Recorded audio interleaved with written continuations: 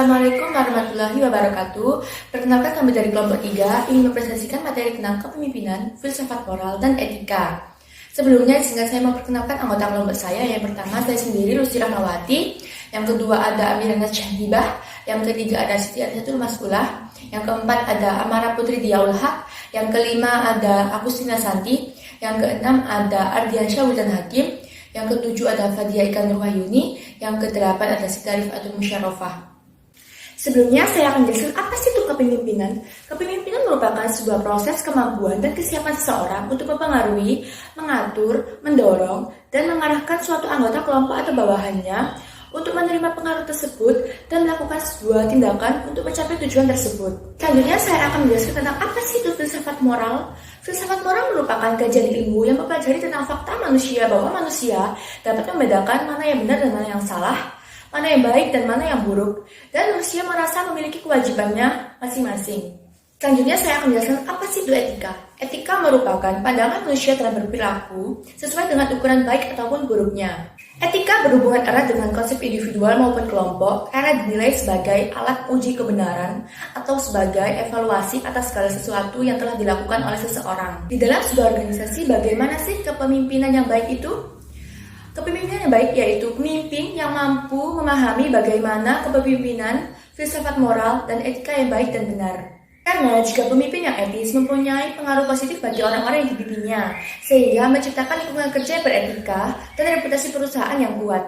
Selanjutnya, kelompok saya memilih jurnal 3 yang berjudul Kompetensi Kepemimpinan, Komitmen Organisasi dan Iklim Kerja terhadap Organizational Citizenship Behavior atau OCB dan dampaknya terhadap kinerja karyawan PT Jakva Comfood Indonesia Terbuka. Bahasan selanjutnya akan dijelaskan oleh Siti Anisatul Maskulah.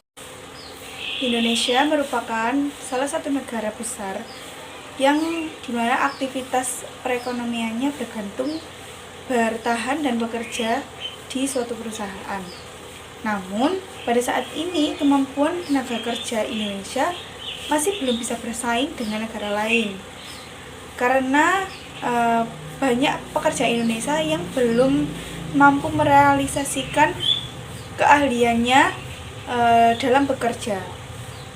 Banyak juga dari perusahaan-perusahaan yang menilai bahwa kualitas kinerja Indonesia karyawannya belum bisa untuk memaksimalkan kemampuan atau keahlian yang dimiliki dalam bidangnya. Jadi banyak orang yang ahli dalam bidang ini tapi diletakkan di posisi yang berbeda. Nah, disinilah kita membutuhkan pemimpin itu untuk bisa mendidik, mengarahkan, dan mengambil keputusan yang tepat agar staf dan karyawannya bisa bekerja dengan baik sesuai dengan kemampuannya.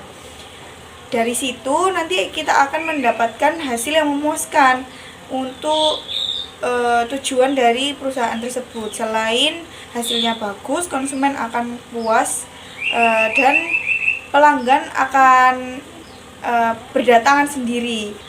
Selanjutnya akan dibacakan oleh Amira. Saya ingin menambahkan pembahasan berikut. Apa sih kompetensi kepemimpinan? Pada artikel ini sudah dijelaskan. Kepemimpinan adalah kemampuan untuk meyakinkan, menggerakkan orang lain agar mau bekerja sama sebagai suatu tim untuk mencapai tujuan tertentu. Dan kepemimpinan juga bisa didefinisikan sebagai suatu proses pengaruh sosial di mana pemimpin mengusahakan partisipasi sukarela dari para bawahan dalam suatu usaha untuk mencapai tujuan organisasi. Dan juga bisa disebutkan bahwa kepemimpinan adalah kegiatan mempengaruhi orang-orang agar mau bekerja sama untuk mencapai tujuan yang diinginkan. Dan dalam kompetensi kepemimpinan juga terdapat 5 kategori yang harus dimiliki pemimpin dan bawahan. Yang pertama, task achievement atau pencapaian tugas. Yang kedua, relationship atau hubungan. Yang ketiga, personal attribute atau atribut pribadi. Yang keempat, manajerial atau manajerial. Yang kelima, leadership atau kepemimpinan. Dan kepemimpinan juga mempunyai 5 tipe, yaitu tipe otoraktis, yaitu tipe yang menganggap pemimpin adalah menganggap dirinya adalah milik pribadi. Yang kedua, militaristik, yaitu menganggap semua pemimpin adalah happy, senang, atau sebagai formalitas. Yang ketiga, paternalistis, yaitu memiliki tipe seperti kebapakan. Yang keempat, karismatik, yaitu menganukan daya tarik bagi bawahan. Yang kelima, demokratis, yaitu menganggap pemimpin dan bawahan itu satu klub. Yang kedua, saya akan membahas apa sih komitmen organisasi. Komitmen organisasi adalah sejauh mana karyawan percaya dan menerima tujuan organisasi dan keinginan untuk tetap bersama organisasi. Dan komitmen organisasi juga bisa disebutkan sebagai suatu keadaan di mana seseorang karyawan memihak organisasi tertentu serta tujuan-tujuan dari keinginannya untuk mempertahankan keanggotaan dalam organisasi tersebut.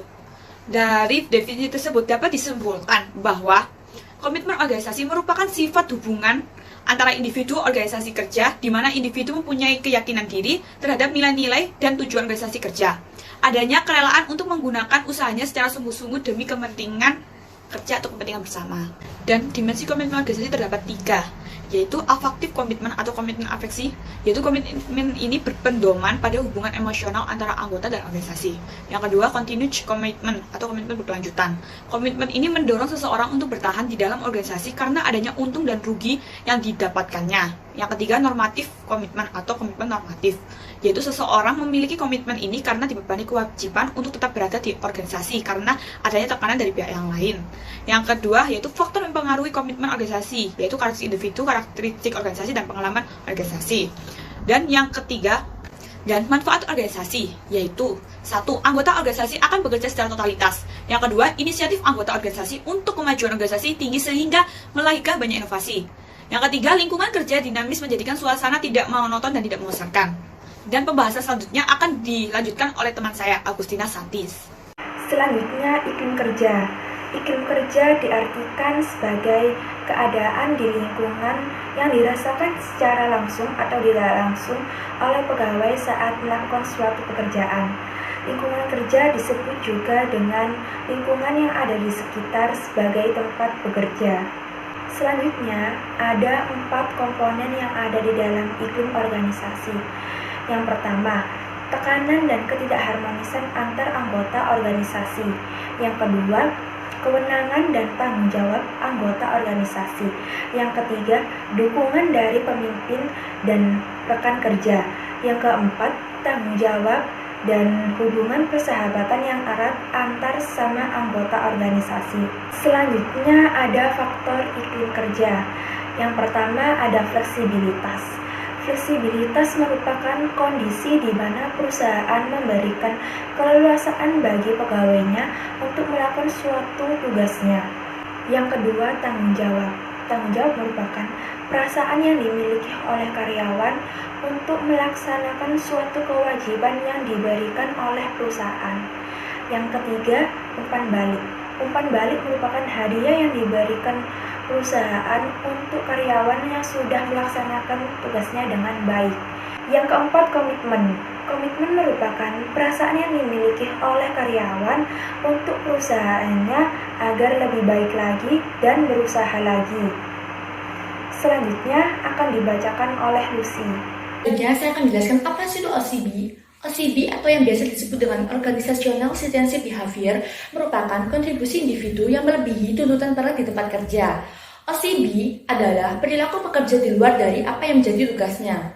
OCB atau Organizational Citizenship Behavior merupakan perilaku berdasarkan kesukarelaan yang tidak menjadi bagian dari kewajiban kerja formal seorang pegawai, tidak mendapatkan paksaan, dan tidak secara resmi mendapatkan penghargaan, namun mampu memberikan kontribusi bagi pengembangan produktivitas dan efektivitas sebuah organisasi. Sehingga dapat disebutkan bahwa OCB atau Organizational Citizenship Behavior merupakan perilaku yang bersifat sukarela, bukan tindakan yang terpaksa terhadap hal-hal yang mengedepankan kepentingan sebuah organisasi. Pembahasan selanjutnya akan dibahas oleh teman saya yang bernama Ardiansyah Wildan Hakim. Saya akan melanjutkan untuk bagian kinerja karyawan. Kinerja karyawan adalah catatan mengenai akibat-akibat yang dirasakan pada sebuah fungsi pekerjaan atau aktivitas selama periode tertentu yang berhubungan dengan tujuan organisasi.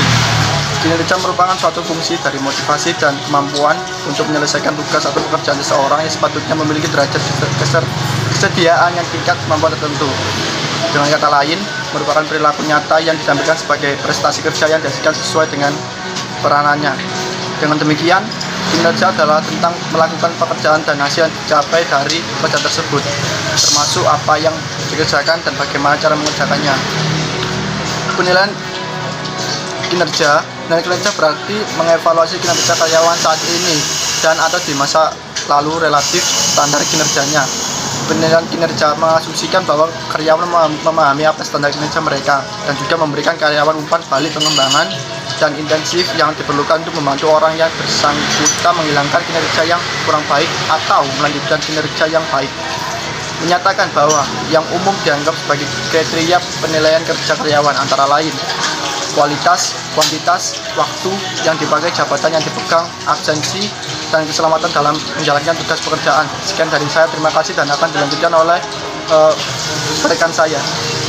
Dan yang selanjutnya adalah metode. Metode utama dari penelitian ini yaitu menggunakan metode survei, di mana metode survei sendiri yaitu teknik mengumpulkan beberapa informasi dengan cara memberikan beberapa pertanyaan kepada responden.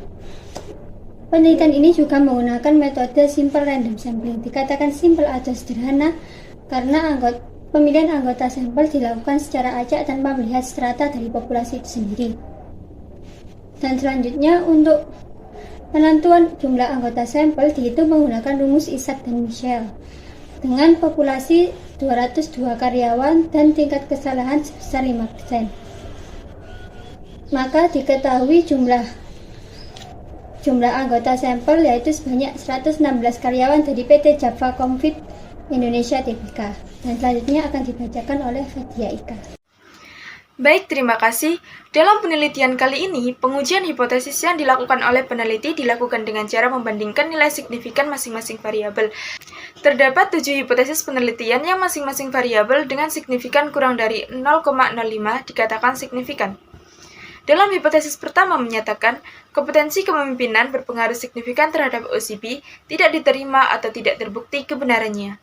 Dalam hipotesis kedua menyatakan, variabel kompetensi organisasi atau X2 berpengaruh positif dan signifikan terhadap OCB atau Y1 dengan nilai signifikansi 0,003, memiliki arti bahwa komitmen organisasi berpengaruh signifikan terhadap OCB, diterima dan terbukti kebenarannya. Dalam hipotesis ketiga, variabel iklim kerja atau X3 berpengaruh negatif dan tidak signifikan terhadap OCB atau Y1 dengan nilai signifikansi 0,000. Memiliki arti bahwa iklim kerja berpengaruh signifikan terhadap OCB, diterima dan terbukti kebenarannya. Dalam hipotesis keempat, variabel kompetensi kepemimpinan atau X1 berpengaruh positif dan tidak signifikan terhadap kinerja atau Y2 dengan nilai signifikansi 0,152, yang artinya bahwa hipotesis yang menyatakan kompetensi kepemimpinan berpengaruh signifikan terhadap kinerja tidak diterima atau tidak terbukti kebenarannya.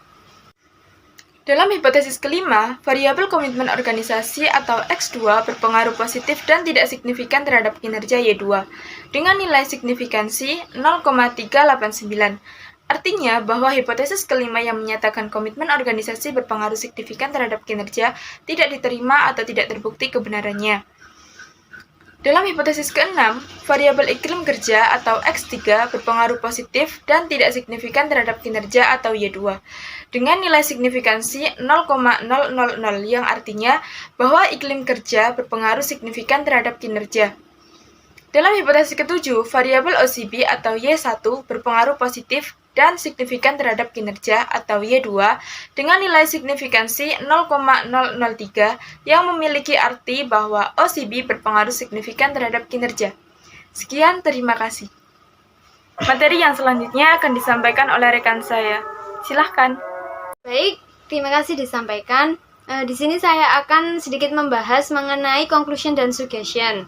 Untuk conclusion di sini ada 6 kesimpulan yang akan dibahas. Yang pertama yaitu kompetensi kepemimpinan tidak berpengaruh signifikan terhadap OCB PT Java Comfort Indonesia Tbk. Yang kedua yaitu komitmen organisasi berpengaruh signifikan terhadap OCB PT Java Comfort Indonesia. Yang ketiga yaitu iklim kerja berpengaruh signifikan terhadap OCB PT Java Comfort Indonesia. Yang keempat yaitu komitmen organisasi tidak berpengaruh signifikan terhadap kinerja karyawan PT Java Comfort Indonesia. Dan yang kelima yaitu komitmen organisasi tidak berpengaruh signifikan terhadap kinerja karyawan PT Java Comfort Indonesia. Yang selanjutnya yaitu saya akan menjelaskan mengenai suggestion dari penelitian ini. Komitmen organisasi secara langsung memiliki pengaruh yang lebih besar terhadap kinerja dibandingkan dengan pengaruh komitmen organisasi terhadap kinerja yang melalui variabel OCB dan pengaruh komitmen organisasi terhadap kinerja melalui OCB. Iklim kerja yang sudah baik ini harus dipertahankan dan lebih ditingkatkan lagi. Bagi karyawan sangat diharapkan dapat meningkatkan OCB, misalnya dengan memberi pertolongan kepada karyawan yang lain yang mengalami kesulitan tanpa mengharapkan imbalan atau tanpa harus mengenal siapa mereka. Sekian presentasi dari kelompok kami. Apabila ada salah kata, kami mohon maaf. Saya akhiri. Wassalamualaikum warahmatullahi wabarakatuh.